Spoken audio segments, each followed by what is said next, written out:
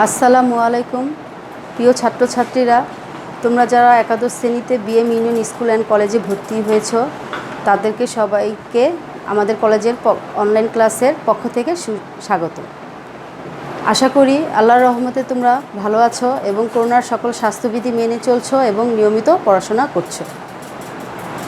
তাহলে আসো আজকের ক্লাস শুরু করা যাক।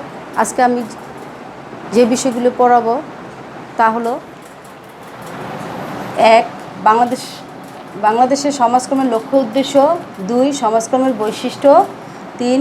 সমাজকর্মের পরিধি, 4. সমাজকর্মের গুরুত্ব।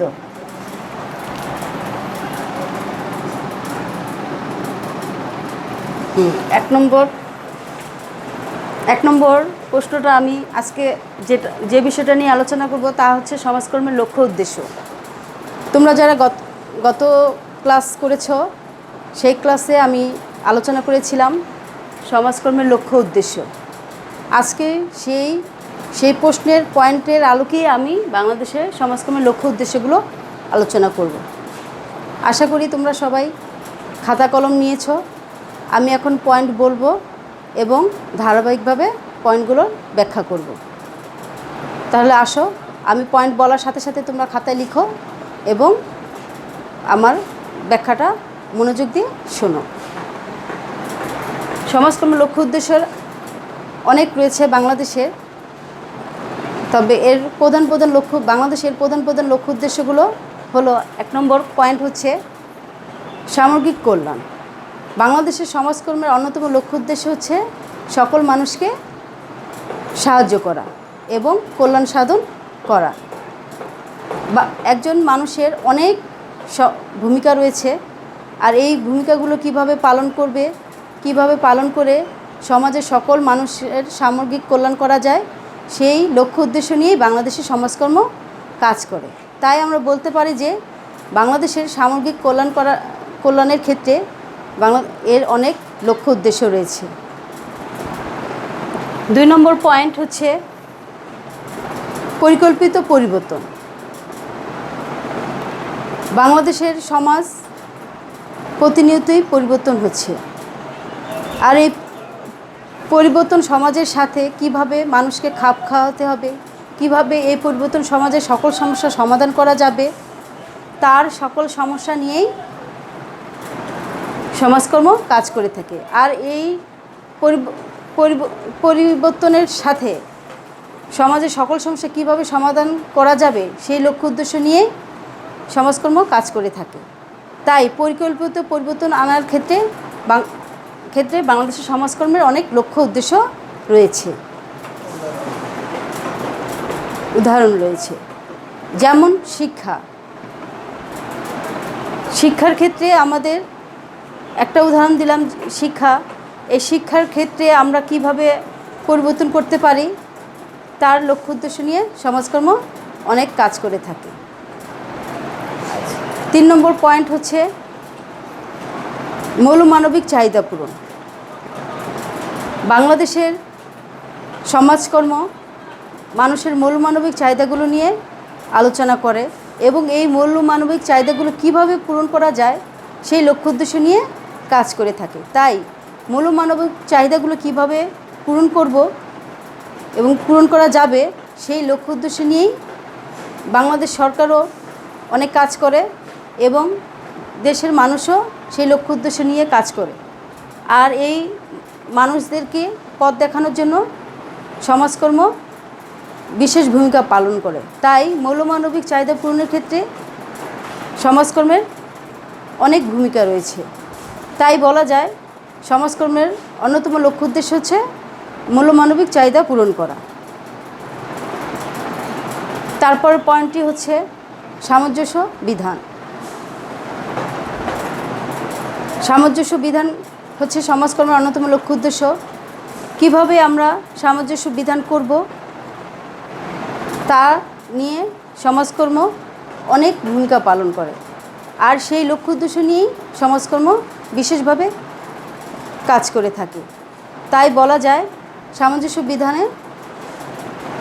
বিধানে সমাজকর্মের অনেক ভূমিকা রয়েছে।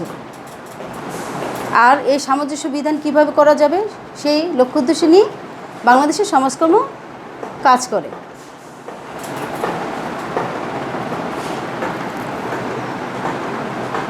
তারপরে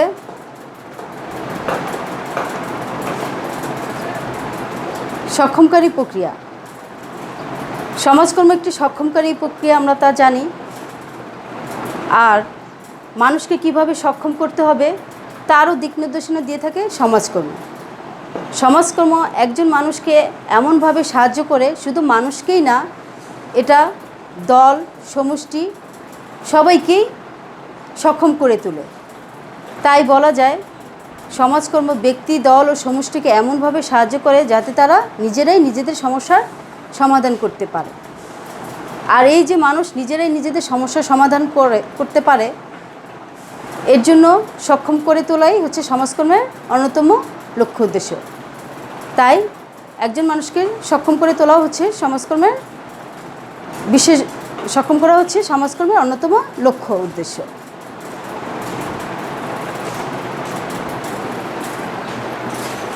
মানব সম্পদ উন্নয়ন। সমাজকর্ম মানব সম্পদ উন্নয়নের জন্য বিশেষভাবে ভূমিকা পালন করে। আর যে দেশের মানব সম্পদ উন্নয়ন, সে দেশ তত বেশি উন্নত। তাই বাংলাদেশকে উন্নয়ন করার জন্য কিভাবে এই মানব সম্পদকে উন্নয়ন করা যায় সেই লক্ষ্য উদ্দেশ্য নিয়ে সমাজকর্ম কাজ করে। তাই বলা যায় মানব সম্পদ উন্নয়ন করাই হচ্ছে সমাজকর্মের অন্যতম লক্ষ্য উদ্দেশ্য। সমস্যার সমাধান।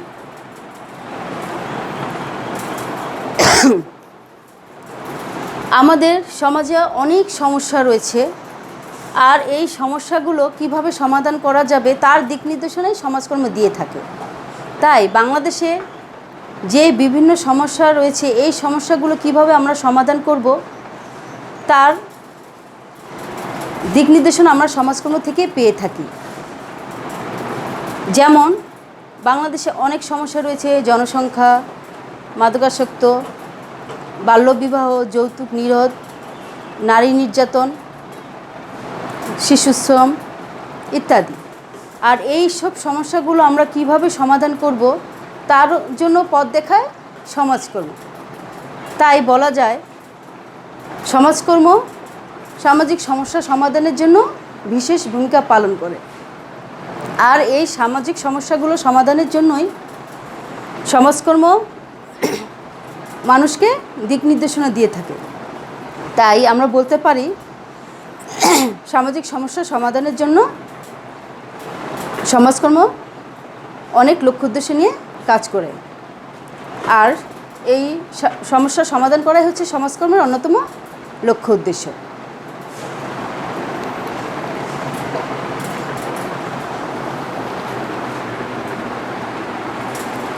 সম্পদের সদ্ব্যবহার।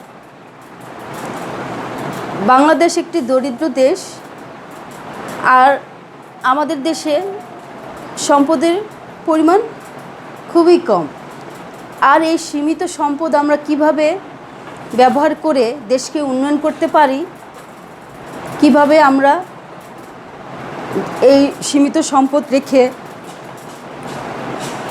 ভালোভাবে বেঁচে থাকতে পারি, তার জন্য সমাজকর্ম বিশেষ ভূমিকা পালন করে। আর এই সীমিত সম্পদকে আমরা কিভাবে সুষ্ঠুভাবে ব্যবহার করব সেই লক্ষ্য উদ্দেশ্য নিয়েই বাংলাদেশের সমাজকর্ম কাজ করে। তাই বলা যায় সম্পদের সদ্ব্যবহার করা হচ্ছে সমাজকর্মের অন্যতম লক্ষ্য উদ্দেশ্য।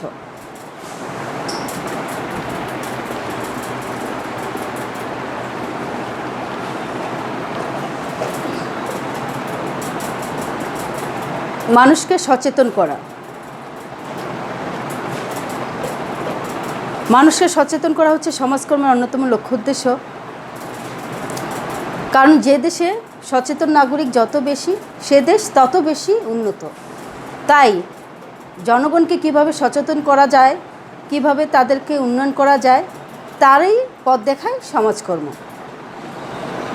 তাই বলা যায় সমাজকর্মের অন্যতম লক্ষ্য উদ্দেশ্য হচ্ছে মানুষকে সচেতন করা। আর তারই ধারাবাহিকতায় বলা যায় বাংলাদেশের কর্মেরও লক্ষ্য উদ্দেশ্য হচ্ছে মানুষকে সচেতন করা। আর সেই লক্ষ্য উদ্দেশ্য নিয়েই বাংলাদেশের সমাজকর্ম কাজ করে থাকে।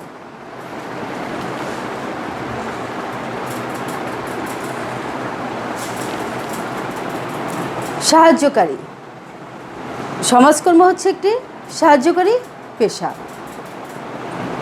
এটা মানুষকে এমনভাবে সাহায্য করে যাতে তারা নিজেরাই নিজেদের সমস্যার সমাধান করতে আত্মনির্ভরশীল হয়।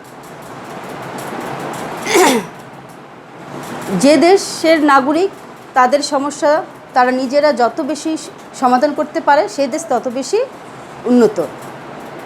তাই সমাজকর্মের লক্ষ্য উদ্দেশ্য হচ্ছে মানুষকে সাহায্য করা। তারই ধারাবাহিকতায় আমরা বলতে পারি যে বাংলাদেশের সমাজকর্মও সেই লক্ষ্য উদ্দেশ্য নিয়েই কাজ করে থাকে।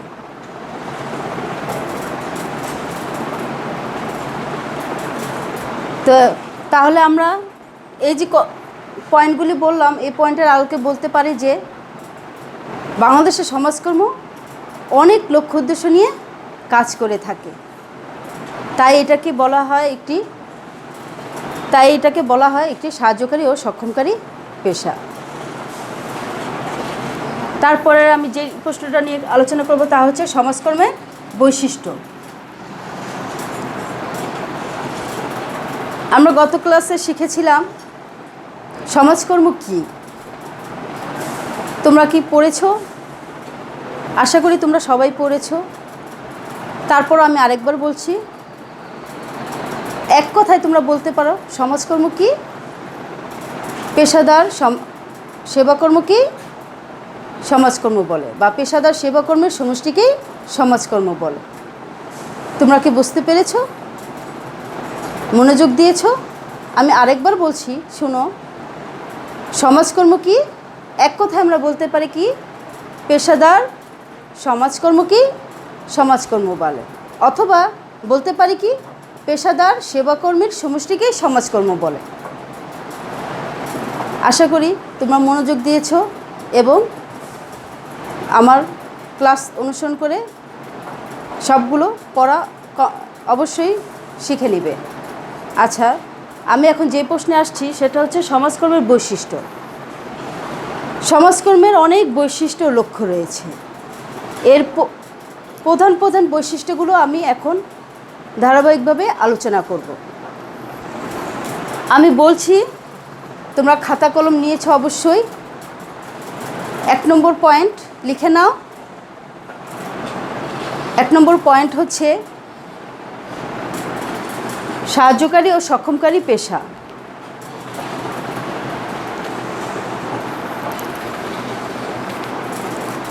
সাহায্যকারী ও সক্ষমকারী পেশা। সমাজকর্ম একটি সাহায্যকারী ও সক্ষমকারী পেশা। সমস্যাগ্রস্ত ব্যক্তি, দল ও সমষ্টির সমস্যা সমাধানে সমাজকর্ম সহায়তা দেয়। শুধু তাই নয়, সমাজকর্ম ব্যক্তি, দল ও সমষ্টির সমস্যা মোকাবেলা ও সামগ্রিক কর্মপ্রচেষ্টাকে সক্ষম করে তোলে। তাই বলা যায় সমাজকর্মের অন্যতম লক্ষ্য বৈশিষ্ট্য হচ্ছে কি সাহায্যকারী ও সক্ষমকারী পেশা। 2 নম্বর পয়েন্ট লিখে নাও, সমস্যা সমাধান প্রক্রিয়া। তাহলে এটা ব্যাখ্যা করছি আমি।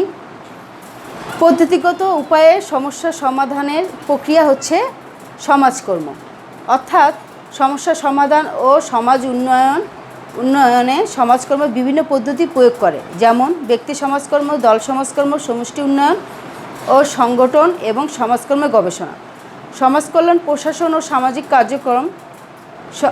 কার্যক্রম। সব পদ্ধতিকে একত্রিত করে সমন্বিত পদ্ধতি উদ্ভাবিত হয়েছে। তাই বলা যায় সমস্যা সমাধান হচ্ছে সমাজকর্মের অন্যতম বৈশিষ্ট্য। 3 নম্বর পয়েন্ট লিখে নাও, বৈজ্ঞানিক জ্ঞান ও দক্ষতা।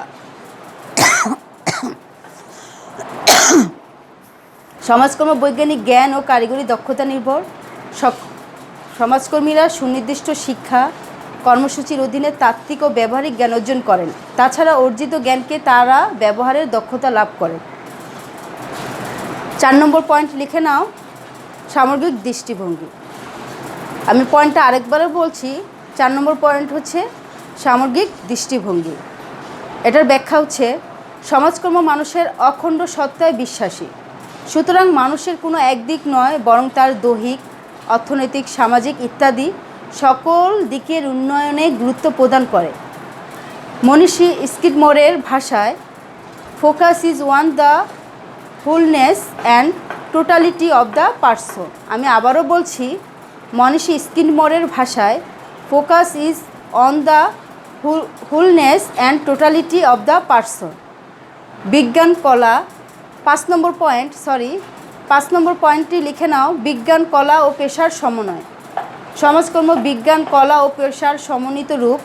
এর সমস্যা সমাধান প্রক্রিয়া, কৌশল, পদ্ধতি প্রভৃতিকে বৈজ্ঞানিক পদ্ধতি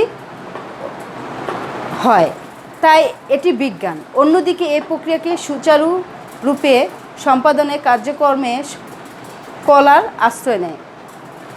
এর দৃষ্টিকোণ থেকে সমাজকর্ম একটি কলা। সমাজকর্ম পেশার সব বৈশিষ্ট্য পরিপূর্ণ করে একটি পূর্ণাঙ্গ পেশা হিসেবে স্বীকৃতি। এর জন্য সমাজকর্ম বৈজ্ঞানিক জ্ঞানের উপর ভিত্তিশীল একটি কলা ও পেশা। 6 নম্বর পয়েন্ট তোমরা লিখে নাও, মানব সম্পর্ক উন্নয়ন। আমি আবারও বলছি, 6 নম্বর পয়েন্টটি হচ্ছে মানব সম্পর্ক উন্নয়ন।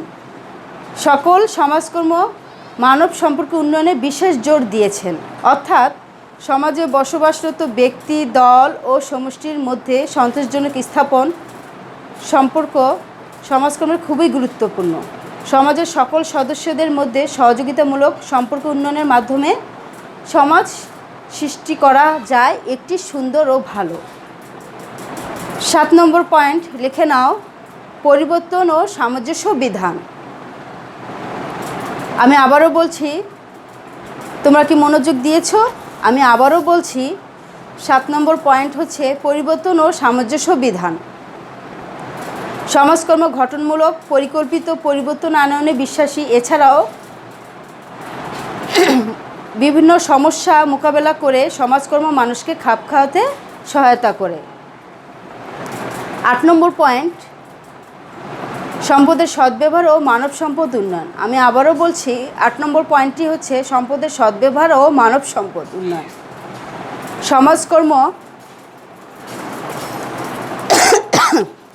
সমাজকর্ম প্রাপ্ত বস্তুগত ও অবস্তুগত সকল অভ্যন্তরীণ, বাহ্যিক, ব্যক্তিগত, সমষ্টিগত, সরকারি, বেসরকারি ও জাতীয় আন্তর্জাতিক সকল সম্পদের যথাযথ সদ্ব্যবহার করে। আর মানব সম্পদ এর মধ্যে সবচেয়ে বড় সম্পদ। সমাজকর্ম মানব সম্পদ বা মানুষের সুপ্ত প্রতিভা যেগুলো রয়েছে তার পূর্ণ বিকাশে সাহায্য করে।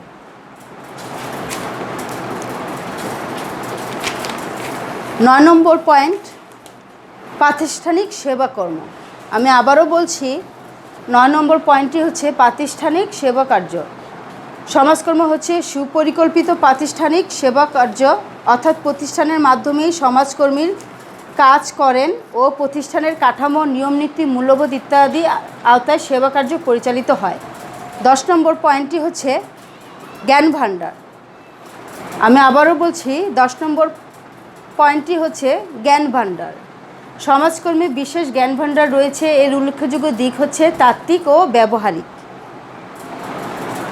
11 নম্বর পয়েন্টটি হচ্ছে পেশাগত সংগঠন। আবারও বলছি আমি, 11 নম্বর পয়েন্টটি হচ্ছে পেশাগত সংগঠন।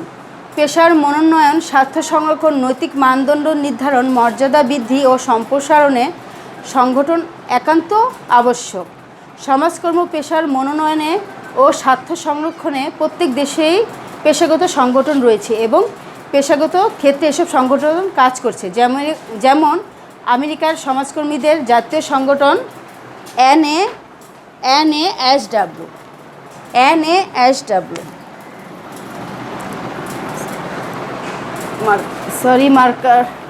আচ্ছা, NASW, এখান থেকে একটা জ্ঞানমূলক প্রশ্ন আসে, তাই আমি এখানে বলছি। NASW এর অনেক সময় প্রশ্ন আসে এটা যে NASW এর পূর্ণরূপ কী। তখন তোমাদের লিখতে হবে national Association of Social Workers. আমি আবারও বলছি NASW, এটা একটা খুবই গুরুত্বপূর্ণ জ্ঞানমূলক প্রশ্ন। NASW এর পূর্ণরূপ কী? তখন তোমরা কি লিখবে? NA ন্যাশনাল, এতে association, national Association of Social workers, এসে হচ্ছে সোশ্যাল, ডাব্লিউতে হচ্ছে ওয়ার্কার্স। তাহলে NASW এর পূর্ণরূপ কী? National Association of Social Workers. আমি আশা করি তোমরা সবাই মনোযোগ দিয়েছ, খাতায় লিখে রাখো। তারপরের পয়েন্টটি হচ্ছে 13 নম্বর। 13 নম্বর পয়েন্টটি হচ্ছে সার্বক্ষণিক কাজ ও পারিশ্রমিক। আমি আবারও বলছি 13 নম্বর পয়েন্টটি হচ্ছে সার্বক্ষণিক কাজ ও পারিশ্রমিক। এর ব্যাখ্যা হচ্ছে সমাজকর্ম সার্বক্ষণিক কাজ হিসেবে পরিগণিত, এজন্য সমাজকর্মীদের নির্দিষ্ট পারিশ্রমিক রয়েছে। মানে আমরা জানি পারিশ্রমিক মানে কি, আমরা যে পেশা করি, পেশা কি, যেমন ডাক্তার, উকিল, শিক্ষক, আমরা যে পেশা করি মানে আমরা যে একটা পারিশ্রমিক দিই, এর জন্য কিন্তু আমাদেরকে একটা অর্থ দিয়ে থাকে। আর এটাই বলা হয়েছে যে সমাজকর্ম এরকম কি একটা পেশা, আর এই পেশার জন্য কি দেওয়া হয়? পারিশ্রমিক দেওয়া হয়। ঠিক আছে, অর্থাৎ সমাজকর্মীরা কোনো খণ্ডকালীন নয়, বরং পূর্ণকালীন কাজ হিসেবে সমাজকর্ম পেশা অবলম্বন করে। বুঝাইতে পেরেছি? তার মানে আমরা বুঝলাম কি সমাজকর্ম হচ্ছে কি একটি পেশা। অনেক সময় এই প্রশ্নটা তোমাদের করা হয়, সমাজকর্ম কি একটি পেশা? এক কথায় উত্তর কি? হ্যাঁ, সমাজকর্ম হচ্ছে একটি পেশা। আচ্ছা, সমাজকর্ম হচ্ছে একটি পেশা, এটা হচ্ছে একটি সাহায্যকারী ও সক্ষমকারী পেশা। আচ্ছা, তারপর 14 নম্বর পয়েন্টে লিখে নাও বিবিধ নীতি ও মূল্যবোধ সম্মিলিত। বিবিধ মানে কি? আমরা যে উপরের এতগুলো পয়েন্ট আলোচনা করলাম, এগুলো ছাড়াও আরও অনেক পয়েন্ট আছে। এভাবে তুমি বিবিধ অথবা এছাড়াও বলে তুমি এই পয়েন্টগুলি, শুধু পয়েন্টগুলি লিখে দিলেই হবে, কারণ এত পয়েন্ট লিখতে গেলে তুমি সময় পাবে না। আর আমি একটা কথা বলছি, আমার যে সমাজকর্মের প্রশ্ন তোমরা তো জানোই, এসএসসিতে তোমরা সৃজনশীল আকারে প্রশ্ন দিয়েছো, এইচএসসিতেও এরকমই তোমাদের সৃজনশীল প্রশ্ন থাকবে। তা তো তোমরা জানো, জ্ঞানমূলক, অনুধাবন, দক্ষতা এবং প্রয়োগ। ঠিক আছে, তো এর জন্য তোমাদের সৃজনশীল প্রশ্ন তোমাদের 11টা থেকে 60টা প্রশ্ন দিতে হবে। আর এই 60টা প্রশ্ন দেওয়ার জন্য তোমাদের সময় দেওয়া হয় কত? 2.5 ঘন্টা। তোমরা হিসাব করে দেখো, একটা প্রশ্ন 2.5 ঘন্টায় কতক্ষণ সময়? 210 মিনিট। 200 মানে একটা প্রশ্ন তুমি 20 মিনিট করে সময় ধরে তোমাকে একটা প্রশ্ন লিখতে হবে। এখন তুমি 60টা প্রশ্ন তুমি হিসাব করে নাও যে কতক্ষণে তোমাকে 60টা প্রশ্ন লিখতে হবে। তাই 20 মিনিটে যেহেতু তোমাকে একটা প্রশ্ন শেষ করতে হবে, তো সেই অনুযায়ী তোমাকে লিখতে হবে। আচ্ছা, এখন আমি যে পয়েন্টটা বলতে নিয়েছিলাম বিবিধ, 14 নম্বর পয়েন্টটি হচ্ছে কি বিবিধ, মানে উপরের এই পয়েন্টগুলো ছাড়াও সমাজকর্মের আরও অনেক বৈশিষ্ট্য রয়েছে। এগুলো হচ্ছে কি? নীতি ও মূল্যবোধ সম্মিলিত, পেশাগত তত্ত্বাবধান, জনকল্যাণমুখিতা, মনোসামাজিক জ্ঞানার্জন, ব্যক্তি ও পরিবেশ গুরুত্বারোপ, সামাজিক আন্তঃক্রিয়া ভূমিকা পালন, স্বাবলম্বন অর্জন, জীবনমান উন্নয়ন, সমন্বয় সাধন। তাহলে এতক্ষণ আলোচনার প্রেক্ষিতে আমরা কি বলতে পারি? সমাজকর্মের পৃথক সত্তা ও স্বতন্ত্র বৈশিষ্ট্য সম্পর্কে HM ব্যাটল্যান্ড বলেছেন, সমাজকর্ম হচ্ছে এমন কতিপয় উপাদানের সমষ্টি যেগুলোর কোনোটি অসাধারণ নয়, কিন্তু এগুলোর সমবেত অবদান সমাজকর্মকে অন্যান্য পেশা হতে পৃথক সত্তা দান করেছে।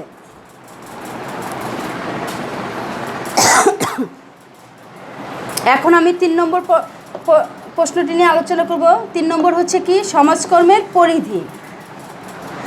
পরিধি মানে কি? মানে সমাজকর্ম কি কি বিষয় নিয়ে আলোচনা করে? অনেক সময় এই প্রশ্নটা এভাবে আসে, সমাজকর্মের পরিধি কী, সমাজকর্মের বিষয়বস্তু কী, সমাজকর্মের ক্ষেত্র কী, সীমা কী, প্রয়োগ ক্ষেত্র কী, যাই থাকুক না কেন সমাজকর্মের পরিধি লিখলেই হবে। তাহলে এখন আমরা শিখব সমাজকর্মের পরিধি। সমাজকর্মের অনেক পরিধি রয়েছে।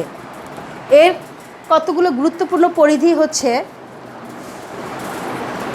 তোমরা খাতা কলম নিয়েছ, আমি আশা করি তোমরা সবাই পয়েন্টগুলো লিখবে, কারণ এতগুলো পয়েন্ট বোর্ডে লিখলে তোমরা দেখতে পারবে না।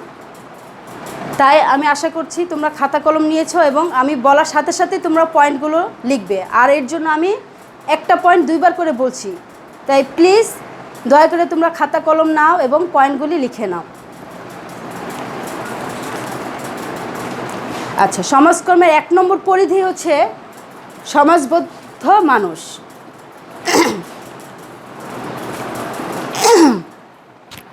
ফলিত সামাজিক বিজ্ঞান হিসেবে সমাজকর্ম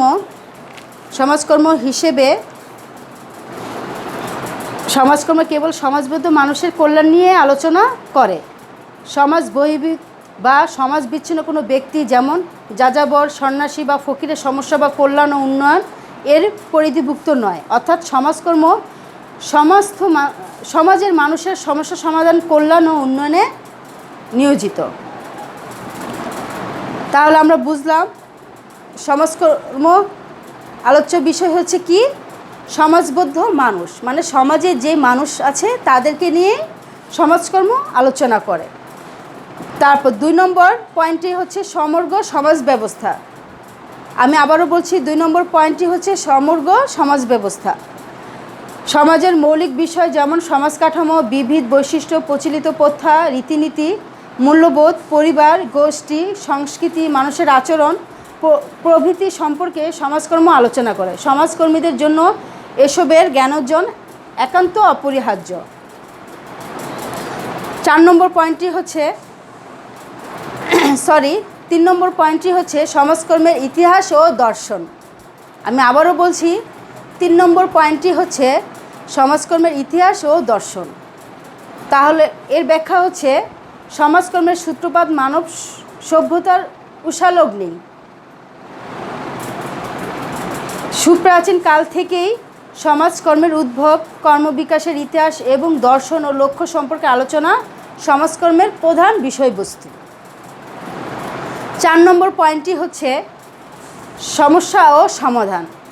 সমাজকর্মের মূল বিষয়বস্তু হচ্ছে মানুষের ব্যক্তিগত, দলীয় ও সমষ্টিগত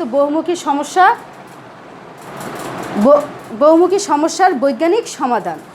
এজন্য সমস্যা সম্পর্কিত বিস্তারিত জ্ঞান থাকা প্রয়োজন। সমস্যার উৎস, কারণ, প্রকৃতি, প্রভাব, প্রসারতা, বহুমুখী বিশ্লেষণ ও সেই সাথে বিভিন্নধর্মী সমস্যার বিজ্ঞানসম্মত সমাধানের উপায় সম্পর্কে আলোচনা সমাজকর্মের পরিধি। 5 নম্বর পয়েন্ট হচ্ছে সার্বজনীন কল্যাণ। সমাজকর্ম সমস্ত মানুষের কোনো একটি বিশেষ শ্রেণীর নিয়ে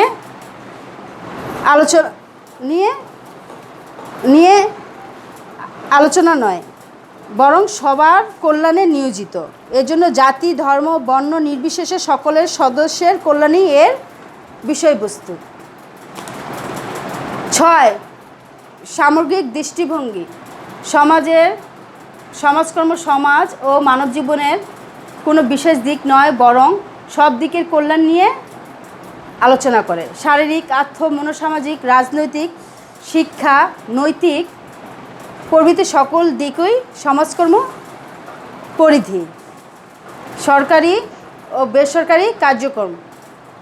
সমাজকর্ম মানুষের কল্যাণের সরকারি বেসরকারি পর্যায়ে বিভিন্ন সেবা প্রক্রিয়া পরিচালিত হয়ে থাকে। সমগ্র মানব জাতির কল্যাণের সকল সরকারি, বেসরকারি, জাতীয়, আন্তর্জাতিক সকল কার্যক্রমই সমাজকর্মের আওতাভুক্ত। এছাড়া আরও কতগুলো পয়েন্ট আছে, সেগুলো তোমরা লিখে নাও। 8 সমাজকর্ম পদ্ধতি। 9 বহুমুখী কর্মসূচি। 11 মানব সম্পদ।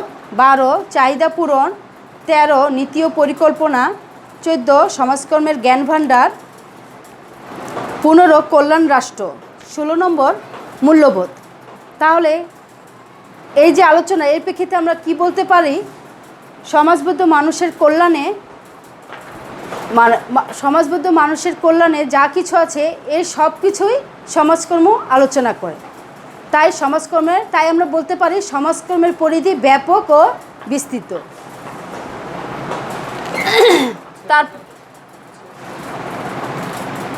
তারপরে সময় শেষ, তোমাদের আমার সাথে 30 মিনিট ক্লাস করার কথা, সময় শেষ হয়ে গেছে। আমি আগামী ক্লাসে সমাজকর্মের গুরুত্ব নিয়ে আলোচনা করব। আশা করি তোমরা ভালো থাকো, সুস্থ থাকো এবং করোনার সকল স্বাস্থ্যবিধি মেনে বাসায় থাকো, নিরাপদে থাকো এবং মনোযোগ দিয়ে লেখাপড়া করো। আল্লাহ হাফিজ।